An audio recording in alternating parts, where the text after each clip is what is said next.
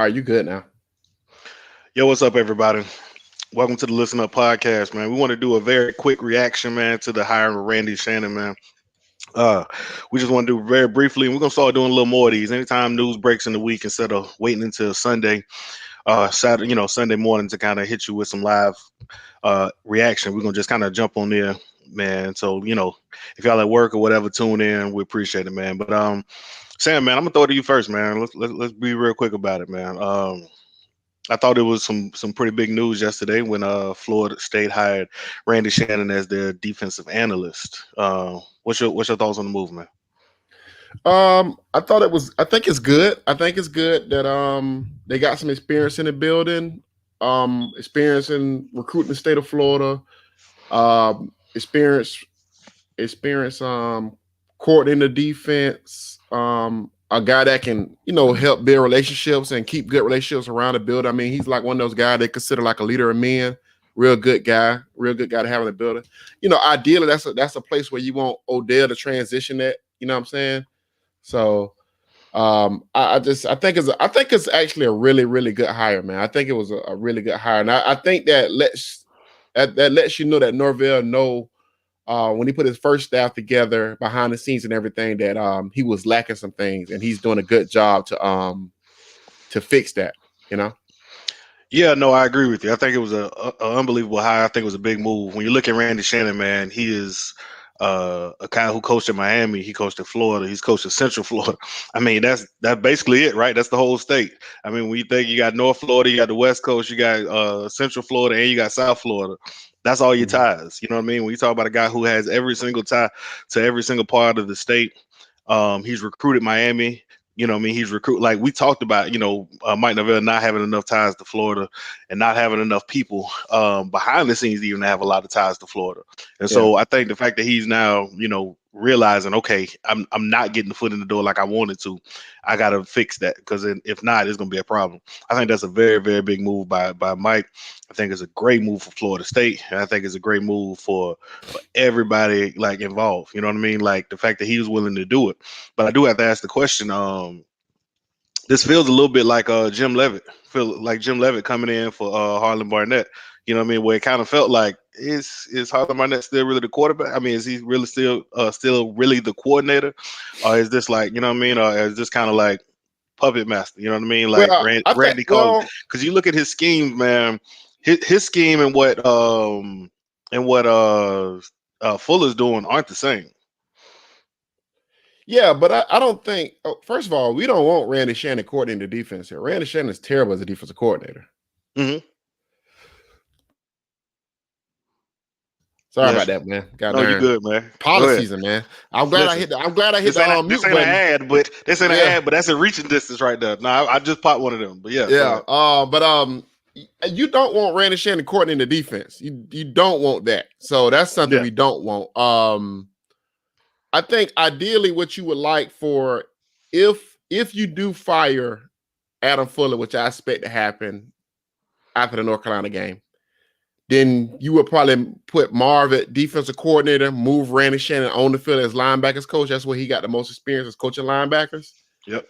So I think ideally that'll probably be what happened. I think the difference with the Jim Levitt situation and this situation is Willie wanted Jim Levitt to be his defensive coordinator. Right. You know what I'm saying? And he wanted that, but he wanted that from the beginning. But yeah, right. He wanted Jim Levitt to be a defensive coordinator. That's different than what we got going on here because I think Norvell wants Fuller to work out. I think he wants Fuller to work out. You know what I'm saying? That's his first hire. That's his first choice or second choice. He wants that hire to work, but I think he didn't have enough guys in the kitchen to make it work. I mean, he's the only one with defensive coordinator experience Fuller was last year. He's the only one. So, you bring another guy behind the scenes that can kind of help him.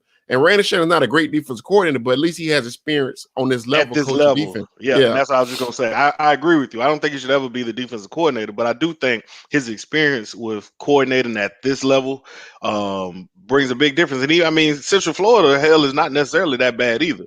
So when I look at it and I say, but they was bad on defense, though. They wasn't good. They've always been bad on defense. You're right. They've always been bad on defense.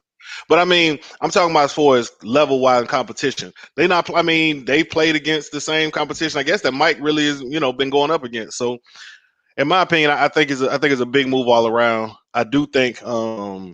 I don't know. I can't see them making an in season move. To be honest with you, I know you said you think he gets fired after the North Carolina game. I don't see them making an in season move at all when it comes to defensive coordinator. I think he finishes the season regardless of how good or bad the defense goes, and then they'll make a decision in the offseason. And I think Mike is kind of saying, he's showing, hey, listen, I make the right adjustments. I make the right hires if you give me another offseason.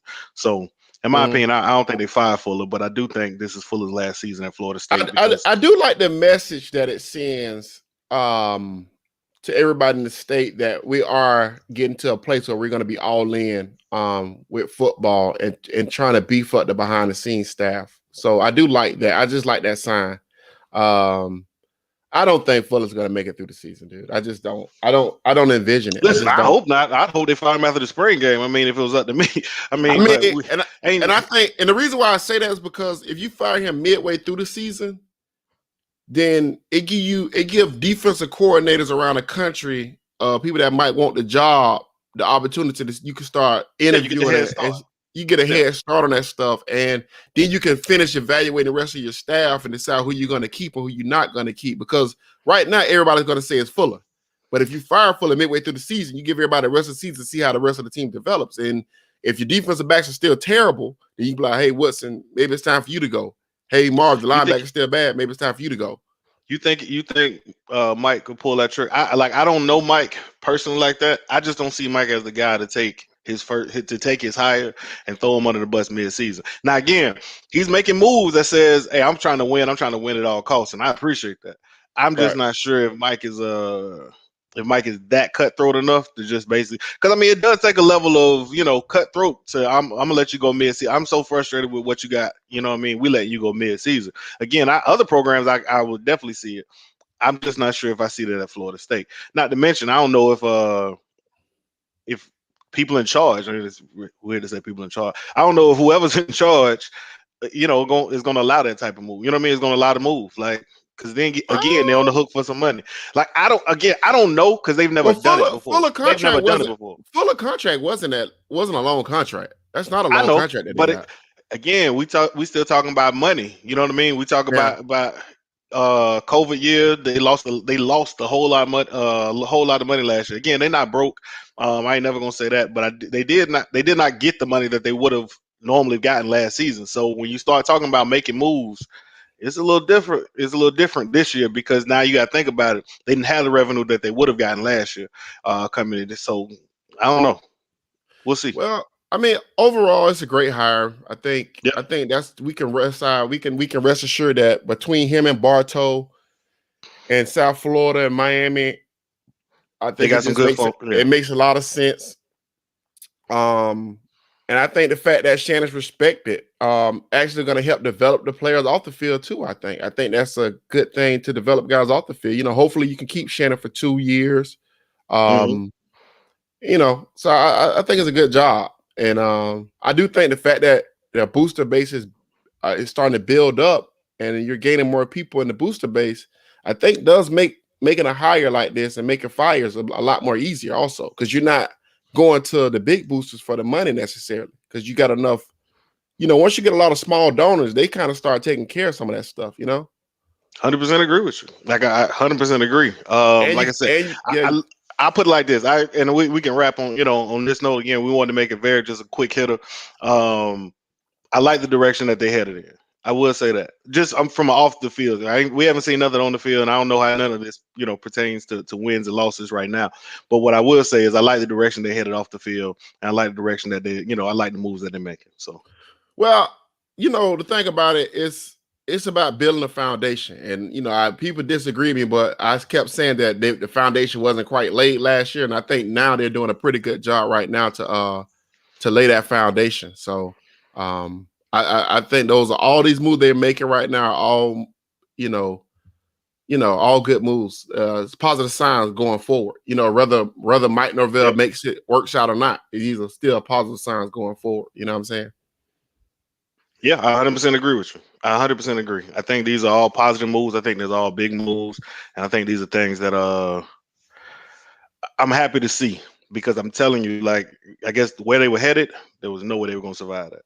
Yeah, There's no way they yeah, were gonna survive. yeah. I mean, you couldn't have held with what you had and thought that you was gonna make it. So I know you got a hard stop at 9, and we'll go ahead and wrap right here, man. I appreciate the guys that did come on. I mean, I know it's kind of short notice or whatever, but we're gonna try to drop a little bit more of these instant pods, and get that quick feedback. So Absolutely, guys. We appreciate y'all coming. No, Warren, you in here. Anybody else who listening, we appreciate y'all, man. Comment. Let us know what y'all think, man. all right, man. We're right We there. out. Yo. Yep.